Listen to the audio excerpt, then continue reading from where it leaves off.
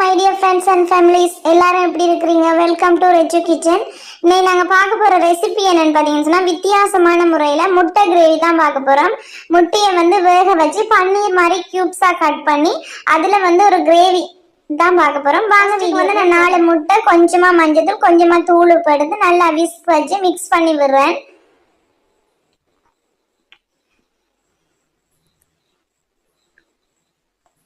நல்லா அடிச்சு விட்டுட்டு ஒரு டிஃபன் பாக்ஸ்ல எண்ணெய் அல்லது நெய் தடவிட்டு அந்த முட்டையை அதுக்குள்ள சேர்த்துக்கொள்ளுங்க. அது நாங்க டபுள் பாயில் மெத்தட்ல தான் வேக வச்சு எடுக்க போறோம். அதனால ஒரு சட்டியில தண்ணி விட்டு ஒரு ஸ்டாண்ட் வச்சு அந்த முட்டை டிஃபன் பாக்ஸ் அதுக்குள்ள வச்சு அதை மூடி வச்சு வேக 5ல இருந்து ஒரு 10 நிமிஷம் வேக விடுங்க.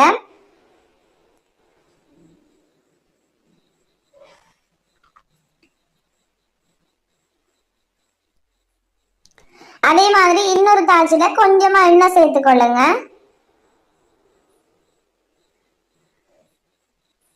நான் வேக வச்சு இறக்கும் போது அந்த வீடியோ கிளிப் எடுக்க முடியல, கட் ஆயிட்டு.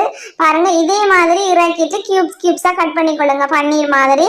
அந்த தேங்காய் விட்ட தாச்சில வெந்தயமும் சின்ன வெங்காயம் இந்த ரெசிபிக்கு கொஞ்சம் கூடுதலா சேர்த்தா நல்லா. அதனால நான் வெங்காயம் சின்ன வெங்காயம் 15ல இருந்து ஒரு 20 சின்ன வெங்காயம், வெந்தயம் கொஞ்சம் கூட எடுத்திருக்கிறேன்.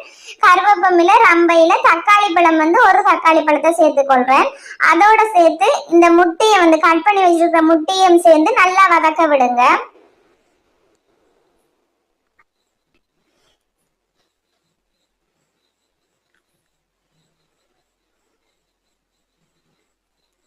இது வித்தியாசமா இருக்கும். நீங்க வேக வச்சு அவிச்சு ரெண்டா கட் பண்ணி சேர்க்கறத விட இது ரொம்ப வித்தியாசமா டேஸ்டா இருக்கும். இதுல பாத்தீங்கன்னா தேங்காய் பால்ல நான் 2ஆம் பால் சேர்த்துக்கொள்றேன். மிளகாத்தூள் 2 டேபிள் ஸ்பூன் உங்களோட காரத்துக்கு ஏற்ற மாதிரி சேர்த்துக்கொள்ளுங்க. நான் 2 டேபிள் ஸ்பூன் மிளகாத்தூள், கொஞ்சமா உப்பு சேர்க்கிறேன். ஆல்ரெடி நான் முட்டை வேக வைக்கும் போது சேர்த்திருக்கிறேன். அதனால கொஞ்சமா கல் உப்பு சேர்க்கிறேன். பாருங்க, நல்லா மிக்ஸ் பண்ணி விட்டு கொதிச்சு வரைக்க முதல் பால் கொஞ்சமா சேர்த்துக்கொள்ளுங்க. பாருங்க, நான் சேர்த்துட்டேன். கொஞ்சமா சேர்த்து மிக்ஸ் பண்ணி விட்டுட்டு நல்லா வத்த விடுங்க. நீங்க அந்த முட்டையை கட் பண்ணும் போதும் கியூப்ஸா கட் பண்ணும்போது சின்ன கட் பண்ணுங்க. என்னன்னு சொன்னா நீங்க எண்ணெயில வதக்கி தேங்காய் பால் விடும்போது கொஞ்சம் பெருசா வரும். ஓகே, பாருங்க, இப்படி நல்லா வதங்கி வந்துச்சுன்னா சூப்பரான முட்டை கிரேவி ரெடி. தேங்க்யூ.